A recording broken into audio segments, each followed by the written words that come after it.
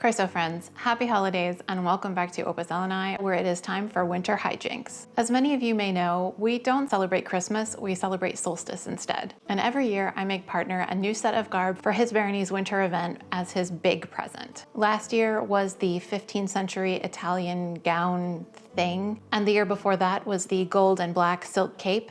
And the year before that was the blackwork Elizabethan shirt that was actually like 6 months late. This year, the Baroness wanted a brown and green Elizabethan theme, which fits right into the color scheme that partner wanted for his Elizabethan capsule wardrobe. While noodling on the design for his doublet and breeches, we also decided to incorporate black and gold to go with one of his vast collection of hats. Everyone go grab your cuppa. Today I am drinking Harney & Sons Gingerbread Festival tea. It feels very wintry. This tea is exactly what it says on the tin. A warm black tea full of spices like clove, ginger, molasses, and just a hint of vanilla. 10 out of 10 would recommend. I do wish it came loose instead of in tea sachets, but that's not a deal breaker for me. Let's get into it. First, we start off with fabric. This is all from the selection of partner's giant fabric stash that we'd set aside for his capsule wardrobe.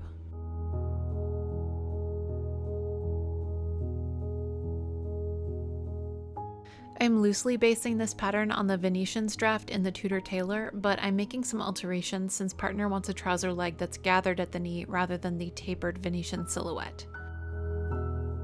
I'm using my trusty tailor's chalk and measuring tape to draft the pattern directly onto the fabric. Should I have made a mock-up first? Absolutely. Did I have time to make a mock-up first? Absolutely not.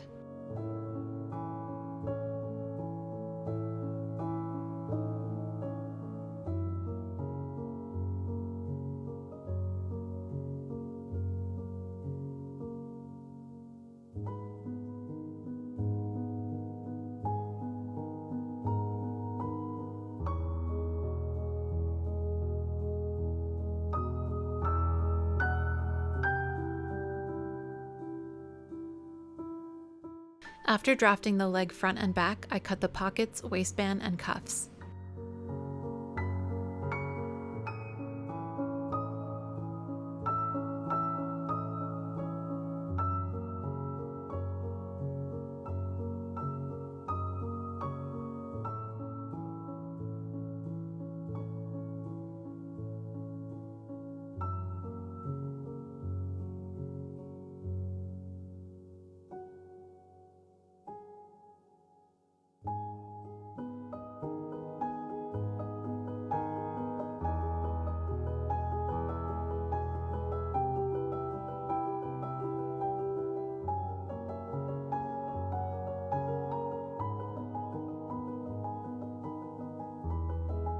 Safely back at home, it's time to start sewing. Because this linen is on the lighter end of midweight, partner requested that it be doubled, so I've cut out 2 of each leg piece and we'll be treating them as one going forward. It's a little easier and quicker than making a fully separate lining.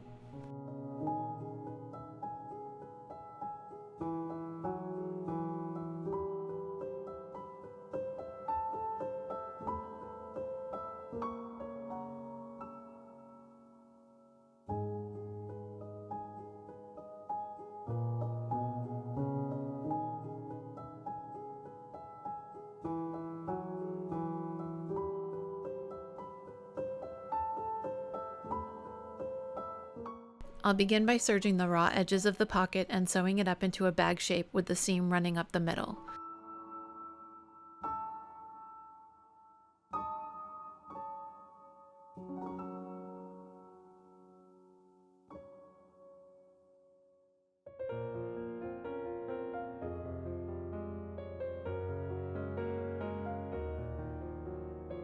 Then I can sew the outer leg seam, leaving about 7 inches or 18 centimeters open at the top for the pocket and 2 inches or 5 centimeters at the bottom for the cuff opening. Next, I'll finish the cuff opening with a simple hem. I purposefully used the selvage edges for the seam so I didn't have to fuss with finishing techniques, and insert the pocket, give everything a quick press, and the outer seams are all done.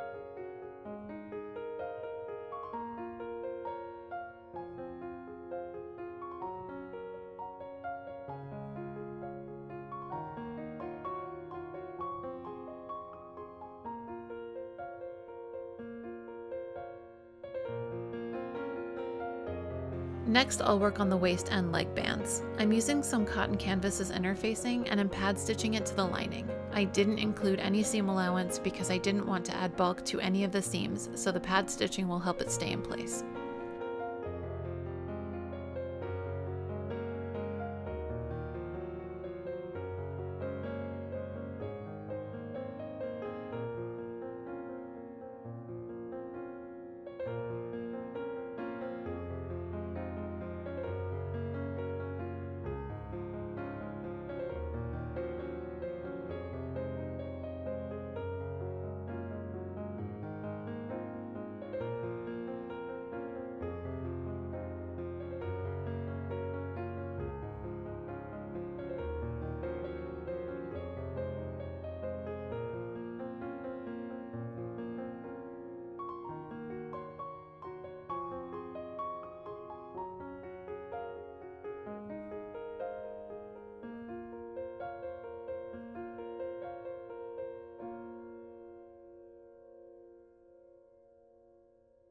Quick break to sew the rise and inseams of the trousers before switching back to the bands.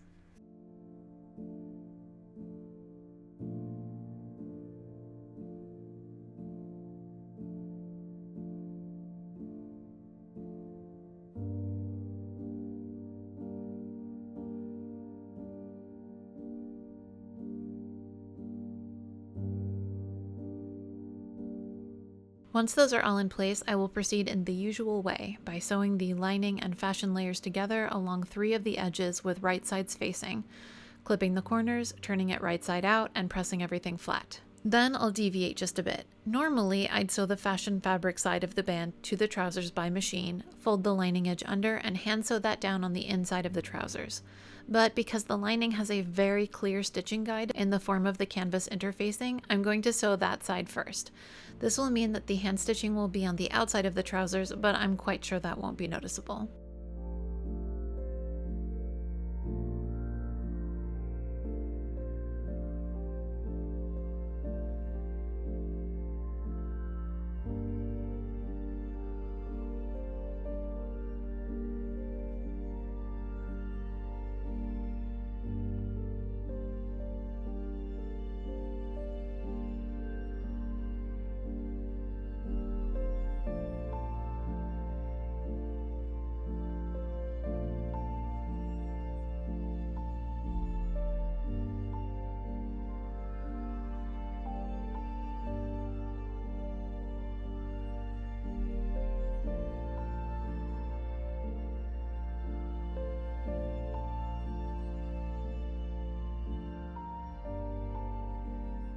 Finally, I'll sew in the closures. I'm using skirt hooks and bars instead of buttons because they're lower profile and more easily adjusted if necessary.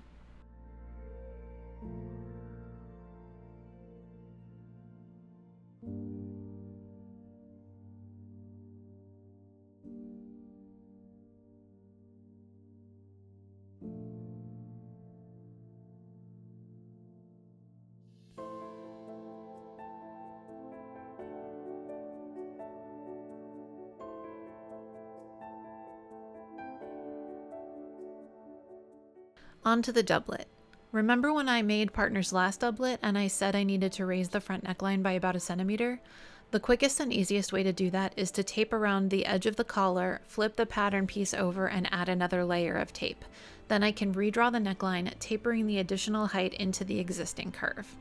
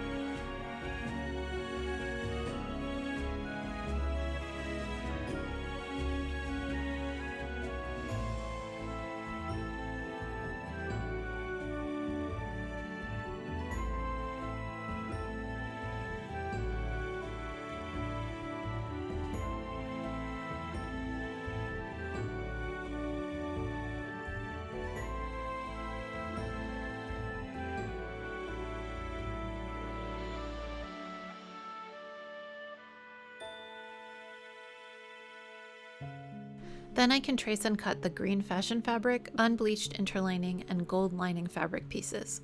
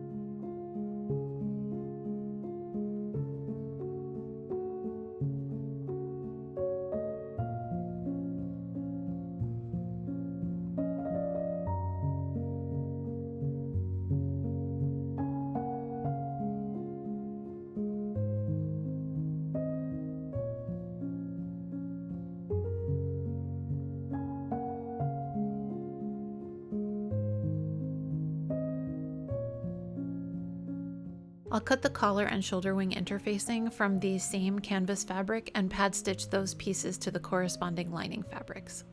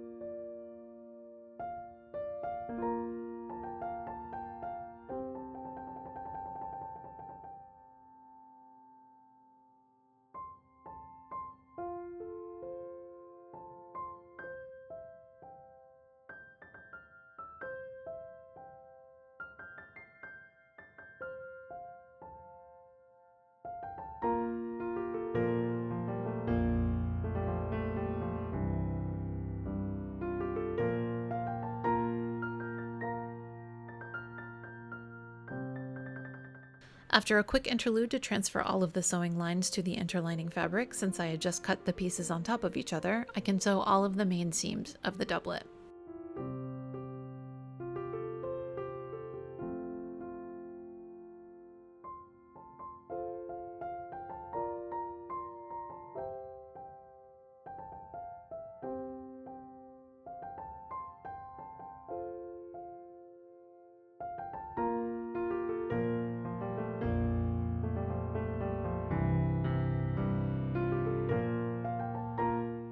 Then I'll cut the sleeve linings from the same satin fabric that I used on the last doublet.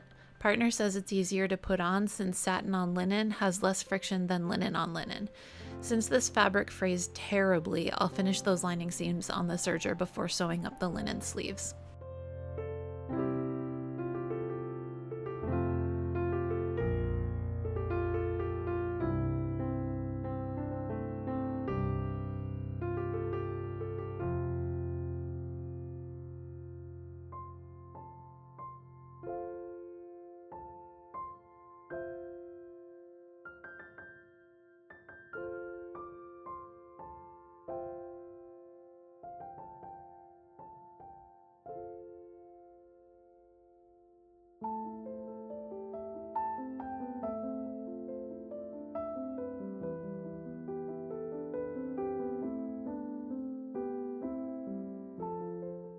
Next, I'll sew the collar and peplum with right sides of fabric together and clip, turn, and press as usual.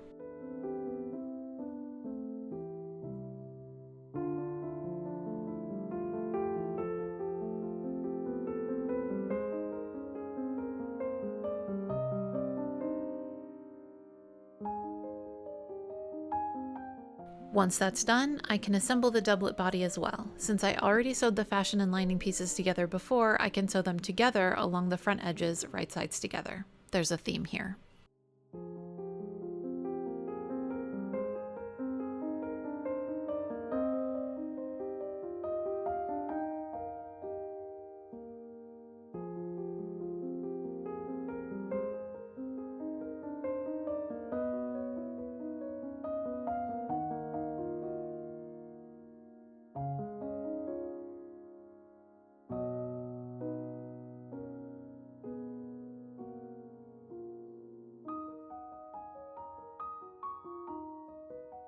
Thank you to all of my current and continuing Ko-fi members. Your support and the support of all of my members and croissants makes it easier to do what I do and to provide quality content for everyone.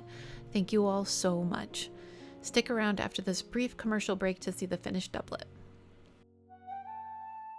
Next up, trim. I'm using a black cotton twill tape that I pre-washed on hot to prevent shrinking later. When I thought I had lots of time for this project, I was thinking about several diagonal lines of trim on the doublet front and back, but sadly, I ended up having to simplify my plans. The black on dark green was pretty, but it needed a little something extra, so partner and I decided to add a simple line of gold down the center of every black stripe.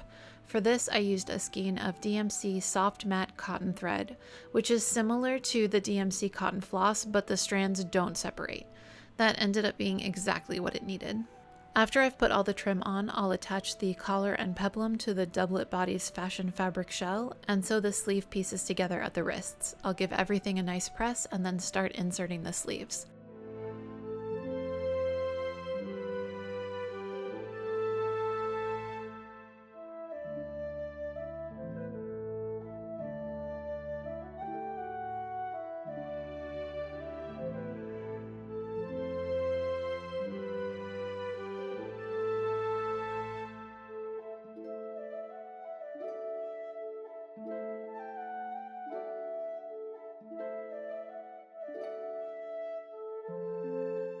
Once those are pinned and sewn, I can grade and trim the seam allowances, pretend I remembered to get footage of that step, and sew down the lining to the collar, peplum, and arm size by hand.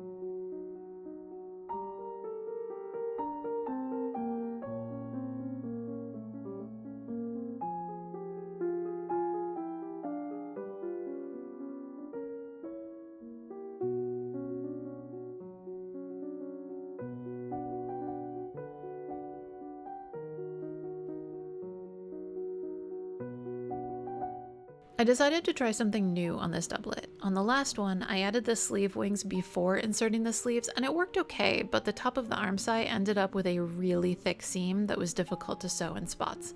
So I wanted to try finishing the wings separately and then adding them on by hand after the sleeves were inserted. It worked pretty well actually, and I'll probably do it this way again.